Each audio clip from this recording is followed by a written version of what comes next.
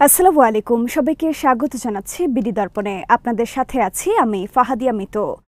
ভারতের তামিলনাড়ু রাজ্যের কোডুর জেলায় শনিবার একজন জনপ্রিয় অভিনেতা এবং নতুন রাজনীতিবিদ বিজয় থালাপতির একটি রাজনৈতিক সমাবেশে অন্তত ৩৬ জন নিহত এবং ৫০ জনের বেশি আহত হয়েছেন।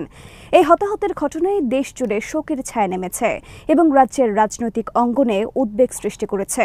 বিজয়, যিনি দক্ষিণ ভারতের চলচ্চিত্র জগতের এক বিশিষ্ট ও জনপ্রিয় অভিনেতা এবং শুধু তার নামের একক নামেই পরিচিত, গত বছর নিজের রাজনৈতিক দল তামিলাগা ভেতোথ্রি কজ্জাগম প্রতিষ্ঠা করেছিলেন। সেই সময় থেকেই তিনি রাজনীতিতে সক্রিয় এবং চলতি মাস থেকে ২০২৬ সালের রাজ্য নির্বাচনের পূর্ব প্রস্তুতি হিসেবে প্রচারণা শুরু করেছেন। রাজ্যের মুখ্যমন্ত্রী এম.কে. স্টালিন ঘটনার পর জানান, নিহত ৩৬ জনের মধ্যে ৮ জন শিশু এবং ১৬ জন নারী ছিলেন।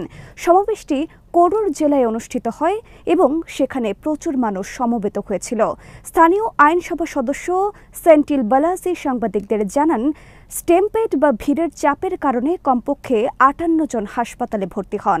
তিনি আরও জানান, মুখ্যমন্ত্রী এম.কে. স্টালিন রবিবার ওই এলাকায় সফর করবেন এবং পরিস্থিতি সরেজমিনে দেখবেন। প্রধানমন্ত্রী নরেন্দ্র মোদী এই ঘটনায় গভীর শোক প্রকাশ করেছেন। তিনি এক্স প্ল্যাটফর্মে লিখেছেন, কোরুর তামিলনাড়ুতে একটি রাজনৈতিক সমাবেশে যে দুর্ভাগ্যজনক ঘটনা ঘটেছে তা অত্যন্ত দুঃখজনক। এই ট্র্যাজেডি শুধু স্থানীয় নয়, এটি সমগ্র রাজ্য এবং দেশের রাজনৈতিক ও সামাজিক পরিপ্রেক্ষিতে প্রভাবিত করেছে। বিজয়, যিনি তামিল চলচ্চিত্র জগতে প্রায় ৩ দশক ধরে সবচেয়ে ব্যাংকেবল অভিনেতাদের মধ্যে একজন, তার রাজনৈতিক দল স্থাপনের পর থেকেই অসাধারণ জনসমাগম আকর্ষণ করছেন। তার দল তামিলাগা ভেতোথ্রি কজ্জাগম, যেটি ২০২৪ সালে প্রতিষ্ঠিত হয়েছে, প্রধানত রাজ্যের শাসক দল ডিএমকে এবং প্রধানমন্ত্রী নরেন্দ্র মোদীর ভারতীয় জনতা পার্টিকে লক্ষ্য করে প্রচারণা চালাচ্ছে। বিজয়ের এই সমাবেশে উপস্থিত হাজার হাজার মানুষ তার প্রচারণা গাড়ির চারপাশে সমবেত হয়। স্থানীয় মিডিয়ার ভিডিওতে দেখা যায়, সমাবেশ চলাকালীন তিনি গাড়ির ছাদ থেকে পানির বোতল নিক্ষেপ করছেন অসুস্থ বা প্রায় অচেতন হয়ে যাওয়া সমর্থকদের জন্য এবং পুলিশকে সাহায্যের জন্য আহ্বান জানাচ্ছেন যখন ভিড় নিয়ন্ত্রণের বাইরে চলে যায়। বিজয় এক্সে লিখেছেন, আমার হৃদয় ভেঙে গেছে, আমি অমান্য অবর্ণনীয় বেদনা ও দুঃখে আছি। এই সমাবেশে বিপুল জনসমাগমের কারণে স্থানীয় অবকাঠামোর ওপর চরম চাপ পড়ে। ঘটনায় আহতদের চিকিৎসার জন্য তিরুচিরাপল্লী এবং সলেম জেলা থেকে কমপক্ষে ৪৪ জন ডাক্তার কোরুকে পাঠানো হয়েছে। মুখ্যমন্ত্রী স্টালিন আহতদের পরিবারকে ১ মিলিয়ন ভারতীয় রুপি ক্ষতিপূরণ দেওয়ার ঘোষণা করেছেন এবং এক তদন্ত কমিটি গঠন করেছেন। তিনি সাংবাদিকদের জানান, এই দুঃখজনক ঘটনার কারণ নির্ধারণ ও পুনরায় এই ধরনের ঘটনা এড়ানোর জন্য সমস্ত প্রয়োজনীয় ব্যবস্থা নেওয়া হবে। বিজয়ের সমাবেশগুলোতে পূর্বেও নিরাপত্তা সম্পর্কিত সমস্যা দেখা দিয়েছে।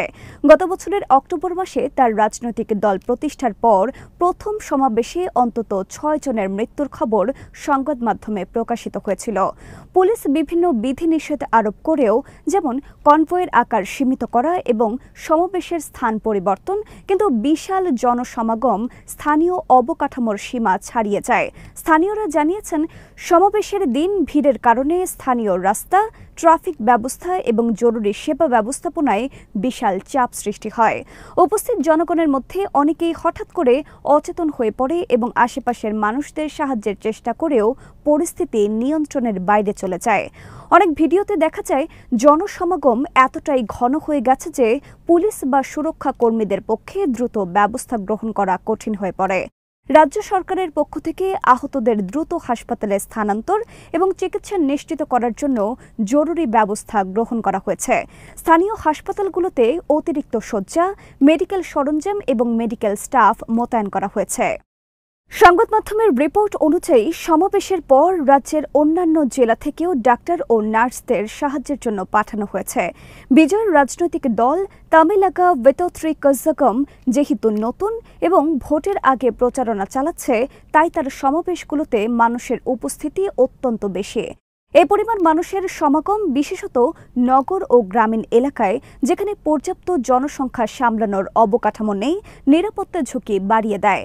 এই পরিস্থিতি পর্যবেক্ষক এবং রাজনৈতিক বিশ্লেষকরা ইতোমধ্যেই সতর্ক করে দিয়েছেন যে নির্বাচনের আগে এই ধরনের বিশাল সমাবেশগুলোতে সঠিক নিরাপত্তা ব্যবস্থা না থাকলে বড় ধরনের দুর্ঘটনা ঘটতে পারে। রাজনৈতিক বিশেষজ্ঞরা বলেছেন, বিজয়ের মতো চলচ্চিত্র তারকা যিনি দীর্ঘদিন ধরে জনগণের মধ্যে জনপ্রিয়, তার সমাবেশে মানুষের আকর্ষণ স্বাভাবিকভাবেই বেশি। তবে এই জনপ্রিয়তা ও জনসমাগম ব্যবস্থাপনায় ব্যর্থ হলে তা দুঃখজনক ফলাফল ডেকে আনে।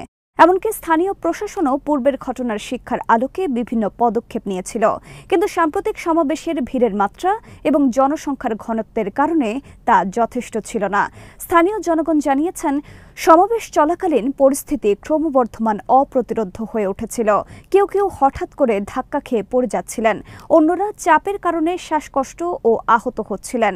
অনেক ভিডিওতে দেখা গেছে বিজয় সমর্থকদের দিকে পানির বোতল ছুড়ে দিচ্ছেন এবং পুলিশকে সাহায্যের জন্য আহ্বান জানাচ্ছেন। এ দৃশ্য সামাজিক মাধ্যম ও সংবাদ মাধ্যমে ব্যাপকভাবে ছড়িয়ে পড়েছে এবং তা সমালোচনার জন্ম দিয়েছে। সামাজিক ও রাজনৈতিক বিশ্লেষকরা বলেন, এই ধরনের দুর্ঘটনা শুধুমাত্র ব্যক্তিগত বা পার্টির দায় নয়, বরং এটি সমন্বিত প্রশাসনিক ও নিরাপত্তা ব্যবস্থার ব্যর্থতাকেও প্রতিফলিত করে। রাজ্য সরকারের জরুরি ব্যবস্থাপনা, পুলিশ প্রশাসন এবং স্থানীয় প্রশাসনের প্রস্তুতি যথেষ্ট ছিল কিনা তা পর্যালোচনার জন্য তদন্ত কমিটি গঠন করা হয়েছে। মুখ্যমন্ত্রী স্টালিন বলেছেন, এই ঘটনার পরে রাজ্যে সকল রাজনৈতিক সমাবেশের নিরাপত্তা ব্যবস্থা আরও কড়া করার জন্য নির্দেশনা জারি করা হয়েছে। তিনি বলেন, ভবিষ্যতে এই ধরনের দুর্ঘটনা প্রতিরোধের জন্য কঠোর পদক্ষেপ নেওয়া হবে। এছাড়াও তিনি নিহতদের পরিবারের জন্য আর্থিক ক্ষতিপূরণ ঘোষণা করেছেন। এদিকে রাজনৈতিক প্রতিদ্বন্দ্বীরা এই ঘটনার রাজনৈতিক প্রভাব নিয়ে আলোচনা শুরু করেছেন। অনেকেই প্রশ্ন তুলছেন, জনপ্রিয়তার কারণে বড় সমাবেশগুলোতে জনসংখ্যা নিয়ন্ত্রণের ব্যর্থতা রাজনৈতিক ও প্রশাসনিকভাবে কতটুকু নিরাপদ। কেউ কেউ মনে করছেন, নির্বাচনের আগে এই ধরনের দুর্ঘটনা রাজনৈতিক উত্তেজনা বাড়াতে পারে। বিজয় নিজেও সামাজিক মাধ্যম এবং সংবাদ মাধ্যমে আহত ও নিহতদের প্রতি সহানুভূতি প্রকাশ করেছেন। তিনি লিখেছেন, আমার হৃদয় ভেঙে গেছে, আমি অবর্ণনীয় বেদনা ও দুঃখে আছি। এই মন্তব্য সমর্থকদের মধ্যে শোকের অনুভূতি প্রকাশ করেছে এবং অনেকেই তাকে এই দুর্যোগ মোকাবেলায় সহায়তার জন্য আহ্বান জানাচ্ছেন। রাজ্যের বিভিন্ন হাসপাতাল ও স্বাস্থ্য কেন্দ্রে আহতদের দ্রুত চিকিৎসা প্রদানের জন্য জরুরি মেডিকেল টিম মোতায়েন করা হয়েছে। পাশাপাশি আহতদের পরিবারের সদস্যদের সহায়তা এবং মনোবৈজ্ঞানিক পরামর্শ প্রদানের উদ্যোগও নেওয়া হচ্ছে। প্রসঙ্গত, বিজয়ের সমাবেশগুলোতে পূর্বেও নিরাপত্তা ঝুঁকির ঘটনা ঘটেছে। তার রাজনৈতিক দল প্রতিষ্ঠার পর প্রথম সমাবেশে অন্তত 6 জন নিহত হয়েছিলেন। সে সময়ও পুলিশ কিছু বিধিনিষেধ আরোপ করেছিল, কিন্তু জনসমাগমের মাত্রা এতটাই বেশি ছিল যে তা কার্যকর হতে পারেনি। রাজনৈতিক বিশ্লেষকরা মনে করেন, এই দুর্ঘটনা থেকে শিক্ষণীয় বিষয় হল বড় জনসমাবেশে পর্যাপ্ত নিরাপত্তা ব্যবস্থা এবং জনসংখ্যা নিয়ন্ত্রণ অত্যন্ত গুরুত্বপূর্ণ। জনসমাগমের আকর্ষণ যত বড়ই হোক না কেন, প্রশাসনিক ও নিরাপত্তা ব্যবস্থার ব্যর্থতা মানব জীবনের জন্য বিপজ্জনক প্রমাণিত হতে পারে। এ ঘটনার প্রভাব শুধু করুর বা তামিলনাড়ু রাজ্যের মধ্যে সীমিত নয়, সমগ্র দেশের রাজনৈতিক ও সামাজিক অঙ্গনে এটির প্রভাব পড়েছে। কেন্দ্রীয় সরকার, রাজ্য সরকার এবং রাজনৈতিক দলগুলো এই ধরনের ঘটনার পুনরাবৃত্তি রোধে কৌশল এবং পদক্ষেপ পুনর্মূল্যায়ন করছে। সংবাদ মাধ্যমের রিপোর্ট অনুযায়ী, বিজয়ের সমাবেশে উপস্থিত ভিড় এতটাই বেশি ছিল যে গাড়ি ও রাস্তাঘাটে স্থানীয় অবকাঠামো সম্পূর্ণভাবে ব্যর্থ হয়ে পড়েছিল। স্থানীয়রা জানান, সমাবেশ চলাকালীন তারা অনেক সময় সাহায্য পাওয়ার জন্য হাহাকার করতে থাকেন। অনেকেই হতভম্ব হয়ে যান এবং পরিস্থিতি নিয়ন্ত্রণের বাইরে চলে যায়।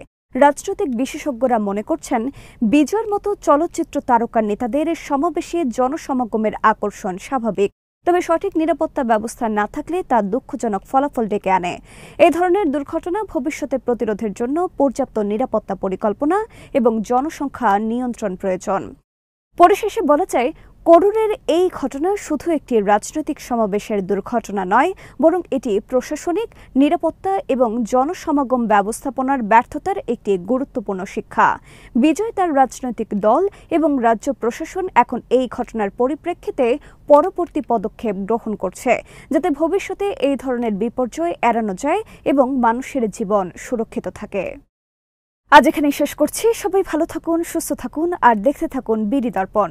চ্যানেলটি ভালো লাগলে সাবস্ক্রাইব করুন, সংযুক্ত থাকুন আমাদের ফেসবুক পেজে। আল্লাহ হাফেজ।